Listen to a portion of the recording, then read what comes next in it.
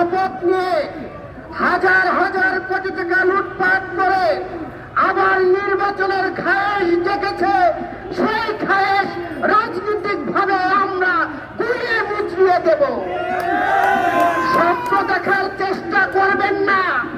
স্বপ্ন দেখতে আমরা যারা এখানে রাজপথে 17 বছরে জীবন দিয়েছি তারা স্বপ্ন দেখবে। আপনারা উপদেষ্টা মন্ডলীতে যে বড় বড় আমোদ ফুর্তিতে ব্যস্ত থাকবেন, টাকা পয়সা লুট করবেন, আবার নির্বাচনে পরে আমাদেরকে পরাজিত করার হাজার হাজার কোটি টাকা বিনিয়োগ করে সেই স্বপ্ন বাংলাদেশে পূরণ হতে দেব না। অন্তর্বর্তী সরকার যদি আগামী কয়েকদিনের মধ্যে নির্বাচনের তারিখ ঘোষণা না করে তাহলে জাতীয় নাগরিক জোট সারা বাংলাদেশের মানুষকে নিয়ে যমুনার অভিমুখে দুর্বার আন্দোলন গড়ে তুলবে। কেউ ঠেকাতে পারবে না, কারণ আমাদের হারানোর কিছু নেই। আমরা বারবার কারারুদ্ধ হয়েছি, বারবার রিমান্ডে থেকেছি, আমাদেরকে চোখ রাঙিয়ে লাভ হবে না। আজকে যে সকল রাজনৈতিক দল ইসলামের নামে বিয়ার পদ্ধতি নিয়ে নানান রকম তাল বাহানা করেছেন তাদের কাছে আমাদের প্রশ্ন। গতকালকে একজন বলেছে, একটি দলের আমির, তিনি বলেছেন প্রতিবেশী দেশ ভারত নাকি তাদের বন্ধু, তারা তাদের সঙ্গে বিরোধ করবেন না।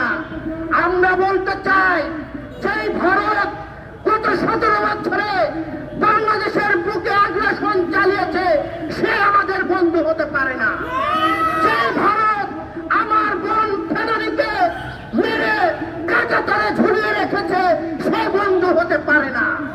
যে ভারত আমার ভাই সীমান্তে গরু চড়াতে গেলে তাকে গুলি করে হত্যা করে সে বন্ধু হতে পারে না। আমি সেই আমিরকে বলবো, যে বন্ধুত্ব করেছিল শেখ হাসিনা বলেছিল ভারতকে যা দিয়েছি সারা জীবন মনে রাখবে, কিন্তু বাংলাদেশের মানুষ শেখ হাসিনাকে যা করে দিয়েছে শেখ হাসিনাও সারা জীবন মনে রাখবে। কাজে আমির সাহেব ভারতের বন্ধুত্ব করে পশ্চিমাদের সাথে আঘাত করে ক্ষমতার যে স্বপ্ন দেখছেন সেই স্বপ্ন রাজনৈতিক ভাবে আমরা গুলিয়ে দেব। আমরা বলতে চাই ভারতের কোন আগ্রাসনকে আমরা মেনে নেব না। যারা পদ্মার আড়ালে ভারতকে ক্ষমা করছেন, যারা পদ্মার আড়ালে আওয়ামী লীগকে ক্ষমা করছেন, আওয়ামী লীগকে পুনর্বাসন করছেন, তাদের বিরুদ্ধে আমাদের আন্দোলন। কাজেই আমির সাহেব আপনাকে সিদ্ধান্ত নিতে হবে, বাংলাদেশের জনগণের সাথে বন্ধুত্ব করবেন নাকি ভারতের সাথে বন্ধুত্ব করবেন। শেখ হাসিনা বাংলাদেশের মানুষকে উপেক্ষা করে ভারতের সাথে সম্পর্ক করে ক্ষমতায় টিকে থাকতে পারে নাই। আপনি যে স্বপ্ন দেখছেন এই স্বপ্ন ভুল স্বপ্ন। জনগণের সাথে বন্ধুত্ব করলে হয়তোবা বাংলাদেশের জনগণ আপনাকে ক্ষমতার মস্তনে বসাতে পারে। আমি আরেকটি কথা বলে শেষ করতে চাই, এই অনেক উপদেষ্টা যারা হাজার হাজার কোটি টাকা লুটপাট করেছে, অনেক উপদেষ্টাই দেখবেন নির্বাচনের পরে কারাগারে জীবন যাপন করবে। আমি ওই সকল উপদেষ্টাকে বলতে চাই, কারাগারে জীবন যাপন করবেন নাকি জনগণের সাথে জীবন যাপন করবেন সিদ্ধান্ত নেন। আপনারা হাজার হাজার কোটি টাকা লুট করে বাংলাদেশের মানুষের সাথে প্রতারণা করবেন, আর বাংলাদেশের মানুষ আঙুল চুষে বসে থাকবে না। শেখ হাসিনার যে পরিণতি হয়েছিল এই লুটপাটকারী উপদেষ্টাদেরও সেই পরিণত হবে।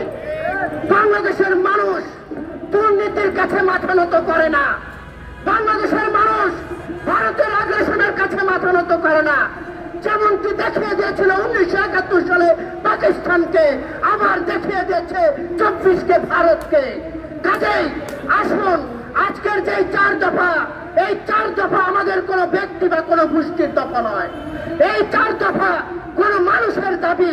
কোন মানুষের দাবি যদি অন্তর্বর্তী সরকারে যারা আছেন তারা যদি পূরণ না করতে পারেন তাহলে তাদের বিরুদ্ধে আমরা কোন আন্দোলন গড়ে তুলব।